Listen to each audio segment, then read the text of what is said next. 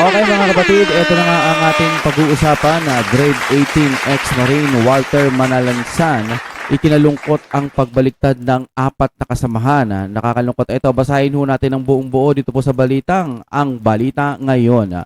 Wala kayong paninindigan, sabi ng ganon. Nagpahayag ng pagkadismaya si Walter Manalansan, isa sa mga miyembro ng 18 Marines Brave 18, no, matapos bawiin ng 4 na dating bodyguards ni dating Ako Bicol Saldico ang kanilang mga naunang sinumpaang salaysay. Oh, so wala na. Ay nako. Sa kanyang social media post, sinabi ni Manalansan, nakakalungkot, bakit bumigay kayo? Hindi lang prinsipyo ninyo ang binenta ninyo, pati mga mamamayan natin na naniniwala at sumusuporta sa Brave 18. Nasilaw kayo sa pera na binigay nila. Wala kayong paninindigan. Oh. Ako, ano sana parang medyo maiintindihan ko kung tinakot o kaya pati pamilya na damay. Pero, pera ba? Pera pala ha. Ang pahayag ay kasunod ng ulat ng GMA News na 4 sa mga dating bodyguards ang nagsumite ng bagong affidavit na bumabawi sa kanilang naunang mga aligasyon laban kina Pangulong Ferdinand Marcos Jr., dating House Speaker Romualdez, dating Ako Bicol si Saldico at iba pang personalidad. Wala pang tugon mula sa 4 na bumaligtad kaugnay ng pahayag ni Manalansan. Yun lang mga kapatid, nakakalungkot nga dahil sa gitna ng atapang-atao, baliktad.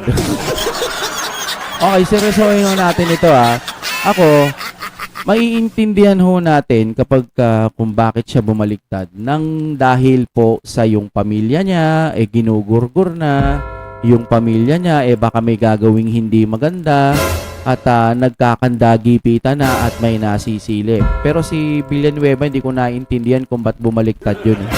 Tsaka si Cheese, yung mga senador ngayon. Pero dito sa Brave 18, ex-Marine, alam mo kasi sinasabi nga once Marine, always Marine. Tama ba yun mga kapatid? Ewan ko kung ano pa yun mas magandang kasabihan. No? Basta yun, nasa na yung inyong tapang nung ipinaglalaban ninyo, inaasahan kayo ng taong bayan, lumabas kayo, tapos nung magsasalita na kayo, ang tatapang, nakikita natin, talagang mukhang pag-asa na ito ng bayan, sila yung pag-asa na maisiwalat po lahat ng mga tiwali sa ating gobyerno. Kasi nga, ang dami nilang mga ebidensya, ang gaganda ho ng kanilang mga ipinapakita, solid na solid po yung mga picture, yung mga video, kung mayroon pa mang iba pa, malamang ilalabas nila yan sa tamang panahon. Pero ang nakita ho natin ay ibang yung 4. Ako, nalulungkot ako nung nakita ko, sabi ko, bakit ganito? Bakit may bumaliktad? Sayang ho ang laban, sayang ho yung inyong pinaghirapan. Kaya nga, pagka halimbawang pamilya, maiintindihan natin. Pero kung pera, wala pala, no? Nalunod agad kayo. Humiwalay agad yung kaluluhanin niyo sa inyong katawan. Yun lang, no? Hindi ho sana ganon, mga sir.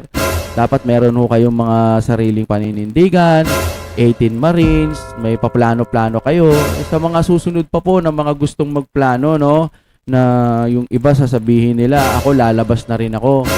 Pero pag may malaking offer, babawiin din. Huwag ganon, mga sir. Bago na lang kayo lumabas, isipin nyo na lang munang mabuti kung karapat-dapat ba kayong lumabas.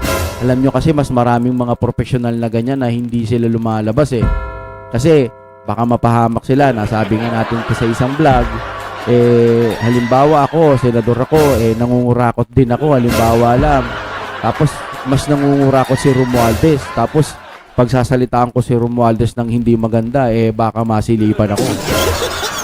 Alam niyo naman, ang magnanakaw, galit sa kapwa magnanakaw. Pero ngayon, magnanakaw, kakampi ng magnanakaw ata Ito'y ano ko lang, sariling opinion lang mga kapatid na nakakalungkot. Bakit ganito ang nangyari? Meron pang parali-rally, meron pa sanang sa Blue Ribbon na naantala pero ipinaglaban po ng mga 18 Marines. Nagsalita po sila. Tapos bandang ulit, cha-cha-cha. Baliktad na. Ano ba sabi ng ating mga kababayan ho natin? Ang daming nadismaya dito. Oh. Bugok, ikaw ang silaw na silaw sa pera. Hindi nga kayo makatindig ng mag-isa sa mga sinumpaang salaysay nyo eh. Hindi kayo, ito matindi rin ang banat ni Richard hindi kayo makapagsalita mag-isa, lahat ng sasabihin nyo kailangan kinukonsulta pa sa abogado ninyong si Balilikod. Sabi ng ganun tuloy puro katotohanan ang sinasabi nyo kahit wala yang abogado nyo kaya kaya nyong itindig ang mga salaysay nyo. Oo nga no. Ang sinasabi naman nito ni Sir Richard, kung ikaw talagang may alam mo yung buong kwento, hindi mo na kailangan pang gumamit pa ng abogado para lang magsalita ka. Kasi kayang-kaya mo nang ipagtanggol ang iyong sarili. Kasi kahit ipit-ipiting ka nila kung ano yung totoo, kahit hindi mo kabisaduhin basta kung alam mo yung totoo, ano yung nakita mo, yun ang ililitaw mo. Kung ano, bali-baligtarin man nila yung tanong, yun pa rin ang isasagot nyo. Diba? Naalala niya kay Jonathan Morales? Diba? Pinaikot-ikot na nila, halos nagpaulit-ulit na, pero consistent po yung sagot ni Jonathan Morales. Sinong nakakaalala sa inyo? Diba? Na-i-raid daw sana nila si ganire at si ganito. Diba? Kaso pagdating doon, parang wala na. Ito, basahin pa natin, nabayaran na yan, sabi ng gano'n. Expected na yan dahil sa hirap ng buhay ngayon.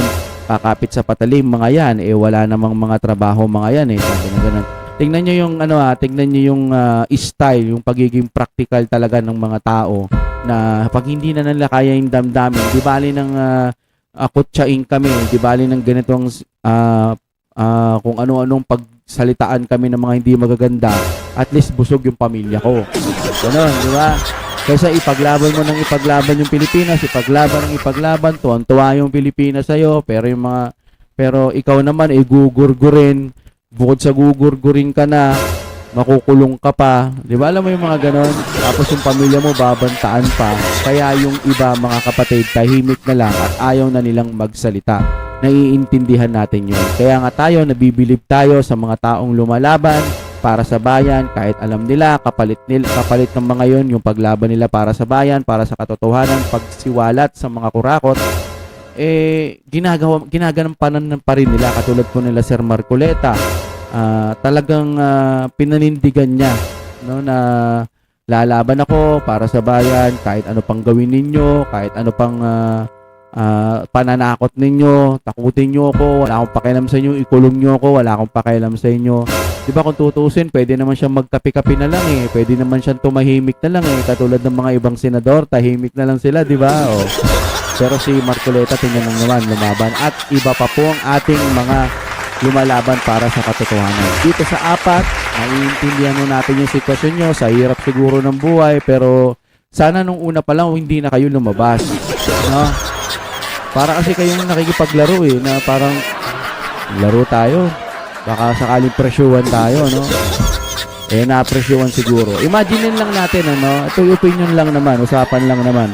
Halimbawa, ikaw, hirap ka na sa buhay, wala kang trabaho, may ipon ka man pero hindi sasapat para sa pangkoleho ng mga anak mo. 18 Marines ka, tapos naglantad ka, inoperan ka ng mga 20 million. Halimbawa lang, naalog utak mo nun. Mababa yun kumpara sa mga nangungurakot. 20 million para sa inyong katahimikan. Kayong 18 to 20 million. Diba? Para lang tumahimik kayo. Samantalang billion, trillion ang di umanong budget ng Pilipinas ang nawawala. Diba? 20 million. Ayaw mo pa, 50 million.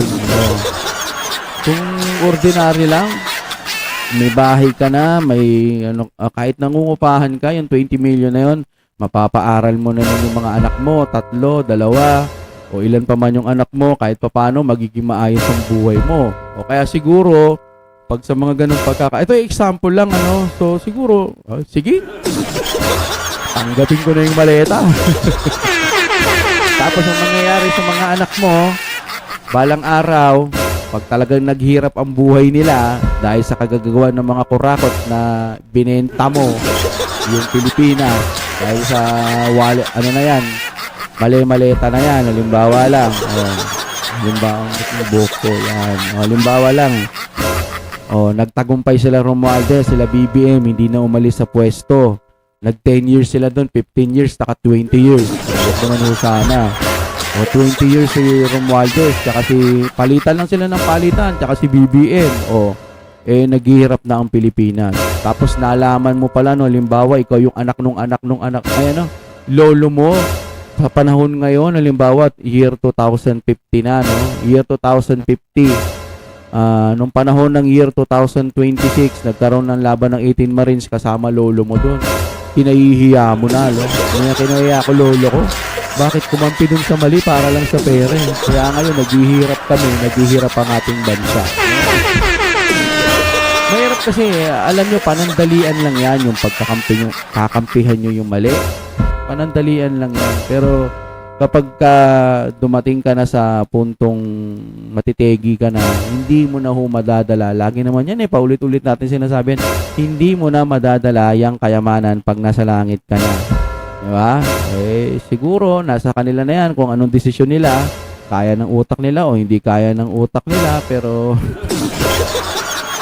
wala mahirap lumaban ngayon. Alam naman ho natin yan. Pero hanggat maaari, kumampi tayo sa tama, mga kapatid. Wag ho sa mali. Sinalulungkot natin yan yung nangyari sa 18 Marines. Nakakadismaya ho talaga. Alright, hanggang dito na lamang. Sobrang maraming salamat po sa inyong panonood. At syempre, kung trip nyo na may kasamang reaction video, katulad po ng mga ganito, huwag nyo kakalimutan mag-like at subscribe sa ating channel. Thank you very much. Alright. Ay, naiwan.